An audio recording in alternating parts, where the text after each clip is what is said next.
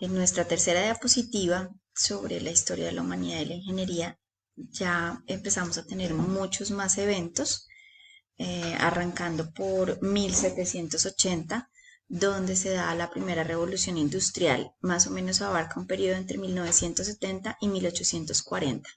Hay una gran transformación de la política, la economía y la tecnología en Inglaterra. Pasamos de trabajar en talleres, sobre todo familiares, a trabajar en fábricas. Sale un nuevo grupo de personas en la sociedad que se conoce como proletariado, y esto se da por dos grandes desarrollos o descubrimientos, ¿no? Más bien desarrollos, que es la maquinaria y el vapor y el carbón, y lo que esto puede hacer en el sector textil, la siderurgia y el transporte. Entonces empezamos a tener máquinas textiles, máquinas para la siderurgia que permiten hacer producción en masa, hacer con menos personas más cosas, masificar su producción, estandarizar su producción, empezar a manejar en la maquinaria lo que es el tema de repuestos de las piezas que hacen estas máquinas. Entonces empieza a haber este gran cambio en la sociedad. Empezamos a utilizar el transporte como un elemento importante del comercio, porque pues todo lo que sale de las minas son transportadas para la venta y comercialización, y aparece algo que para ese momento no sería como muy significativo, y es el tema de las tarjetas con perforaciones para el tema de las maquinarias. ¿Por qué es importante? Porque las tarjetas con perforaciones muchos años, muchas décadas después, van a ser como los primeros insumos o elementos para lo que hoy en día conocemos como los computadores y la informática. Entonces se da esta primera revolución industrial, pasamos del campo a la ciudad, pasamos a tener grandes concentraciones de población en las ciudades, en condiciones de salubridad ambientales, laborales muy deficientes. Tenemos que en las fábricas trabajan niños desde los 5 años, el promedio de vida podía ser 35 años, problemas de malformaciones y de salud por el trabajo pesado de jornadas de 16 horas en los niños desde los 5 años.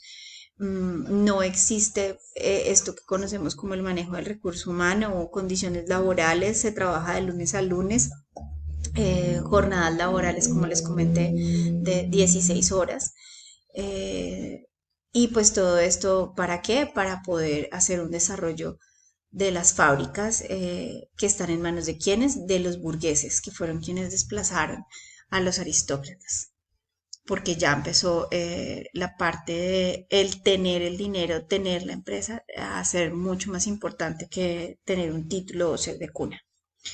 Pasamos entonces al siglo XIX, y para inicios del siglo XIX empiezan a surgir escuelas en diferentes países como Francia, Alemania y Estados Unidos, cada una con enfoques o tipos distintos. Francia se caracteriza por tener como una gran importancia de una educación formal en sus escuelas, crea la Escuela Politécnica. En esta escuela está orientada al tema científico, su estudio para cualquier clase social puede acceder al estudio, a la educación, eh, y esta está al servicio del Estado y tiene un enfoque netamente técnico. Se crea también la Escuela de Artes y Oficios y la Escuela Central de Artes y Manufactura. En Alemania empieza a haber ingenieros especialistas también de tipo técnico, y en Estados Unidos también tenemos la primera escuela de tipo técnico. En Colombia también, para el caso específico aquí de Latinoamérica, en Colombia se crea el Colegio Militar de Ingenieros y la Escuela de Ciencias Físicas y Matemáticas. Entonces ya estamos viendo cómo para principios del siglo XIX lo que antes se transmitía entre las personas, entre los familiares, ya empieza a tener una formación en escuelas que están pensando en la formación de técnicos en diferentes materias.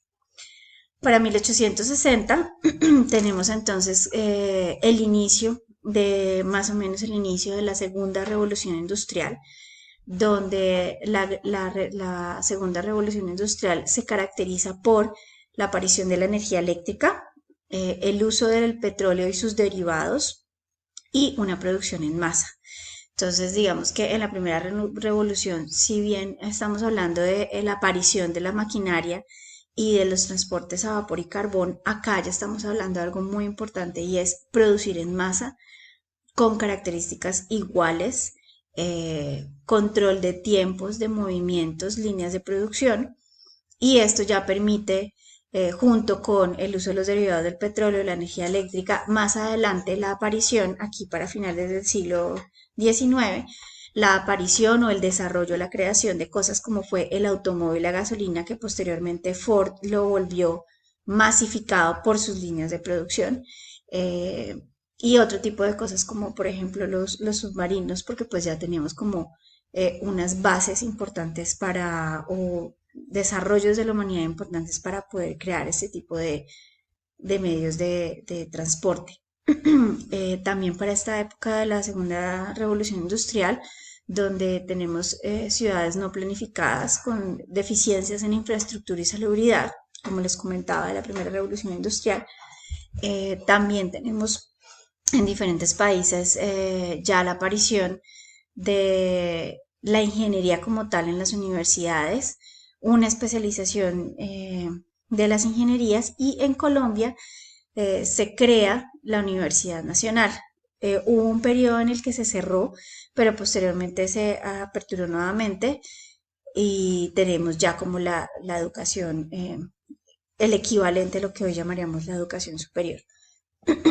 Para la segunda revolución industrial también hay una cosa muy importante y es que aparece el acero y el hormigón armado por el proceso Bessemer, lo cual ayudó muchísimo en lo que es hoy la ingeniería civil y las construcciones.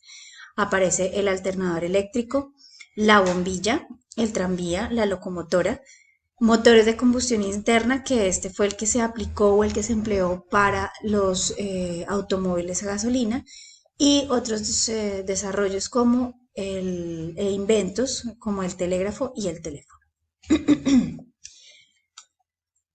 Para el caso específico de Colombia, empezamos a tener una gran eh, visibilidad de lo que llamamos hoy la ingeniería civil y la ingeniería de minas, también asociada con todo el tema de la independencia y la creación de una nueva república. Tenemos ahora aquí, lo vamos a ver en nuestra cuarta diapositiva, a partir del siglo XX ya empezamos a tener como unas manifestaciones y una especie de evolución de lo que es hoy la ingeniería industrial, la cual veremos en nuestro siguiente video. Tenemos aquí un 17º hito en la historia de la humanidad que tiene que ver con lo que pasó durante la primera mitad del siglo XX, y es que se dio la Primera y Segunda Guerra Mundial, lo cual de una u otra manera contribuyó a desarrollos en tecnología, en medios de transporte. Aparecen cosas como es la, la bomba atómica. Tenemos la aparición de la fotografía, de la televisión, la radio, la refrigeración y los aviones. Y hay un tema en Estados Unidos de profesionalización y sobre todo de también personal. Tienen como los dos niveles, el técnico y el profesional. Eso es lo que se da como en la primera mitad del siglo XX, con importantes desarrollos en tecnología y especialización en temas de ingeniería. Para mediados del siglo XX, una vez termina la Segunda Guerra Mundial, inicia lo que conocemos hoy en día como la Guerra Fría, el empleo de la energía atómica, la era espacial, cuando el hombre va a la luna, se desarrolla lo que son los rayos X, la radiación y la reconstrucción de Europa debido a las consecuencias que trajo la Segunda Guerra Mundial en cuanto a pérdidas de millones y millones de personas y de construcciones, vías, edificios. Entonces tocó hacer una importante reconstrucción de muchos países. Aparece para la segunda mitad del siglo XX lo que son los ingenieros mecánicos, químicos, eléctricos, electromecánicos y electrónicos, debido a que se empiezan a combinar todas las experiencias o todos los conocimientos anteriores. Si ya tengo la energía, tengo que tener a alguien especializado, luego aparece el ingeniero electrónico. Pero como también tengo un tema de máquinas que están siendo impulsadas por energía eléctrica, pues necesito un ingeniero electrónico o electromecánico para que me ayude a manejar o a diseñar o a mejorar este tipo de maquinaria. Aparece entonces más o menos para el año de 1960-1970, tenemos lo que es la tercera revolución industrial, la cual está marcada con la aparición de la computación y la informática y la automatización. Entonces pasamos de la primera a las maquinarias, vapor y carbón. Segundo, energía eléctrica derivados del petróleo y producción en masa. Y tercera revolución industrial, computadores, informática.